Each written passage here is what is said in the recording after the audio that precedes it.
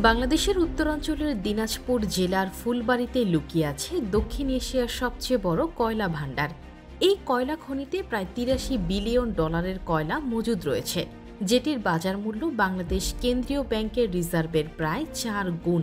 ১৯৯৪ সালে Australian company BHP এই খনিটি আবিষ্কার করে। এই খনিতে বর্তমানে ৫৭২ মিলিয়ন টন কয়লার মজুদ রয়েছে, যেটি দক্ষিণ এশিয়ার সর্ববৃহৎ কয়লার খনি।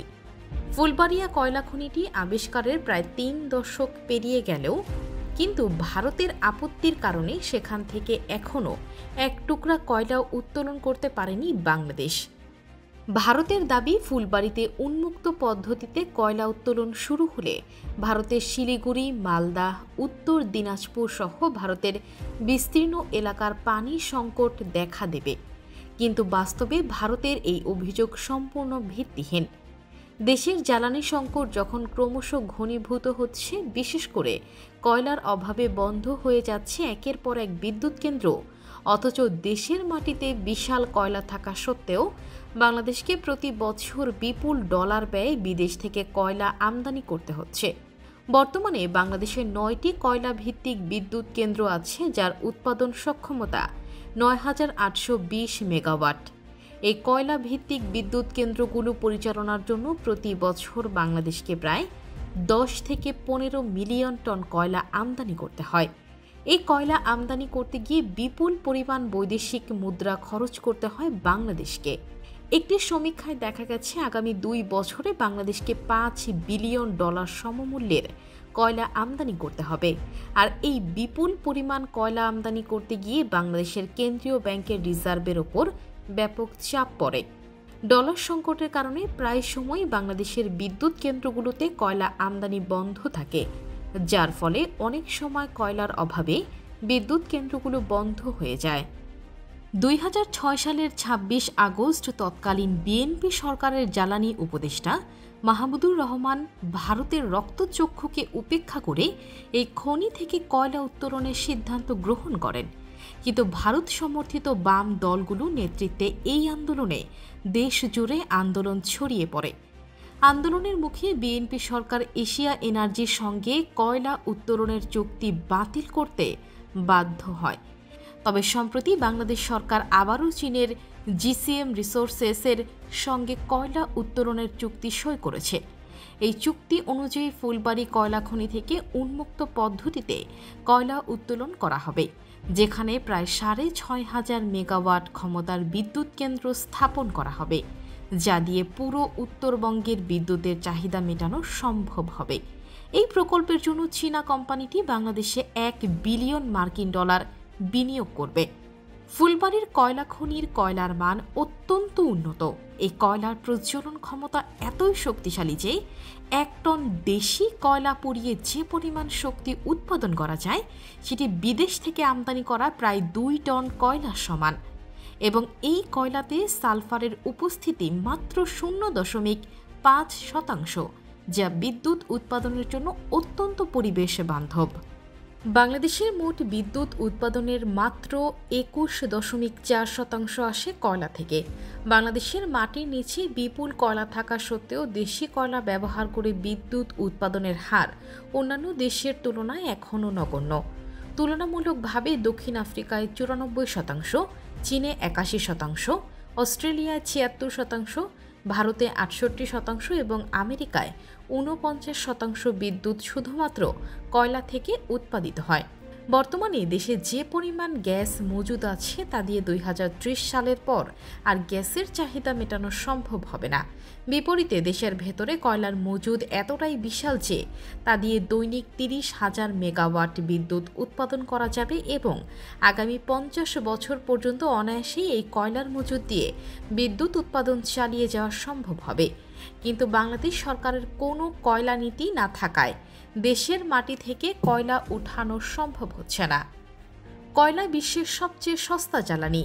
গ্যাস বা তেল থেকে বিদ্যুৎ উৎপাদন করতে প্রতি ইউনিটে খরচ হয় মাত্র ১৬ টাকা, কিন্তু সেখানে কয়লা থেকে বিদ্যুৎ উৎপাদনে গড়ে ৫ থেকে ৬ টাকার বেশি খরচ হয় না। তবে এ কথাও ঠিক, কয়লা পরিবেশ দূষণ করে, কিন্তু বর্তমানে জাপানি অত্যাধুনিক প্রযুক্তির আলট্রা সুপার ক্রিটিক্যাল পদ্ধতিতে এই পরিবেশ দূষণ অনেক অংশেই কমানো সম্ভব। বাংলাদেশে কয়লা থেকে সস্তা বিদ্যুৎ উৎপাদন করা সম্ভব হলেও কিন্তু বিগত সরকার বাংলাদেশের মাটিতে থেকে কয়লা উত্তোলন কার্যক্রম সম্পূর্ণভাবে বন্ধ রেখেছিল, বরং উচ্চ ব্যয় নির্ভর পারমাণবিক বিদ্যুৎ কেন্দ্র নির্মাণের দিকে বেশি মনোযোগী ছিল। কারণ বড় প্রকল্প থেকে বড় ধরনের দুর্নীতি করার সুযোগ সৃষ্টি করাই ছিল মুখ্য উদ্দেশ্য। বিগত সরকার রূপপুরে প্রায় $12 মিলিয়ন ঋণ নিয়ে পারমাণবিক বিদ্যুৎ কেন্দ্র স্থাপন করেছিল, যা বাংলাদেশি টাকার অঙ্কে 1,44,400 কোটি টাকা, যেখান থেকে প্রায় 2,400 মেগাওয়াট বিদ্যুৎ উৎপাদন করা যেত। অথচ এই একই পরিমাণ অর্থ দিয়ে কয়লা ভিত্তিক বিদ্যুৎ কেন্দ্র বানালে সেখান থেকে প্রায় 24,000 মেগাওয়াট বিদ্যুৎ উৎপাদন করা যেত। কিন্তু শেখ হাসিনা জাতিসংঘে গ্রিনপিস পুরস্কার পাওয়ার লোভে কয়লা ভিত্তিক 13টি বিদ্যুৎ প্রকল্পগুলো বাতিল করে। শেখ হাসিনা তার এসব কার্যক্রমের জন্য বিভিন্ন আন্তর্জাতিক পুরস্কার পেল, কিন্তু বাংলাদেশকে দীর্ঘমেয়াদে ক্ষতিগ্রস্ত করেছেন বাংলাদেশের অর্থনীতিকে। জ্বালানি বিভাগের ভাষ্য মতে বাংলাদেশের মোট কয়লা মজুদের প্রায় 37% আছে ফুলবাড়িতে। এই খনি উন্নয়ন করা গেলে বছরে 15 মিলিয়ন টন কয়লা উত্তোলন করা যাবে, যা দেশের মোট কয়লা চাহিদা 70% পূরণ করবে। উন্মুক্ত পদ্ধতিতে কয়লা উত্তোলন করা গেলে 2 বছরের মধ্যে উত্তোলন শুরু করা যাবে বলে দাবি জ্বালানি বিভাগ সংশ্লিষ্টদের। তবে ফুলবাড়িতে কয়লা উৎপাদনের সবচেয়ে বড় সমস্যা হচ্ছে এখান থেকে উন্মুক্ত পদ্ধতিতে কয়লা উত্তোলন করতে হবে। কারণ ভূগর্ভস্থ পদ্ধতিতে এখানকার মাত্র 20% কয়লা উত্তোলন সম্ভব, কিন্তু উন্মুক্ত পদ্ধতিতে প্রায় 90% কয়লা উত্তোলন করা সম্ভব। উন্মুক্ত পদ্ধতিতে কয়লা উত্তোলন করতে গেলে প্রায় 30 বর্গ কিলোমিটার এলাকা খালি করতে হবে এবং সেখানকার মানুষকে পুনর্বাসন করতে হবে। তাছাড়া জ্বালানি বিভাগের পরিকল্পনা অনুযায়ী ফুলবাড়ি কয়লা খনিকে ঘিরে ইকোনমিক গ্রোথ সেন্টার গড়ে তোলা হবে, যা দেশের জিডিপিতে প্রায় 1% অবদান রাখবে। এছাড়া খনি সংশ্লিষ্ট কার্যক্রমে কর্মসংস্থান হবে 17,000 মানুষের। আর কয়লা খনি সংশ্লিষ্ট অন্যান্য শিল্পে প্রত্যক্ষ ও পরোক্ষ কর্মসংস্থান হবে 50,000 মানুষের। খনি থেকে কয়লার পাশাপাশি কয়লা স্তরের উপরিভাগের প্রায় $17 বিলিয়ন সমমূল্যের কাঁচবালি, সাদামাটি, নুড়ি পাথর, নির্মাণ বালি আহরণ সম্ভব হবে। বাংলাদেশের সামনে এখন বড় প্রশ্ন একই: বাংলাদেশ কি তার নিজস্ব সম্পদ ব্যবহার করার সাহস দেখাবে, নাকি বিদেশি চাপ ও ভ্যন্তরীণ রাজনৈতিক স্বার্থ, প্রকল্প ভিত্তিক দুর্নীতি এবং ভুল সিদ্ধান্তের কারণে এই অমূল্য $83 বিলিয়ন সম্পদ আরও বহু বছর মাটির নিচে পড়ে থাকবে? যখন দেশের গ্যাস মজুদ 2030 সালের পর কমতে থাকবে, তখন কয়লাই হতে পারে বাংলাদেশের ভবিষ্যৎ জ্বালানি নিরাপত্তার একমাত্র ভরসা। কিন্তু এটি বাস্তবে রূপ নেবে কিনা তা নির্ভর করছে রাজনৈতিক সিদ্ধান্ত গ্রহণ, কূটনৈতিক দৃঢ়তা এবং স্থানীয় জনগণের আস্থার ওপর।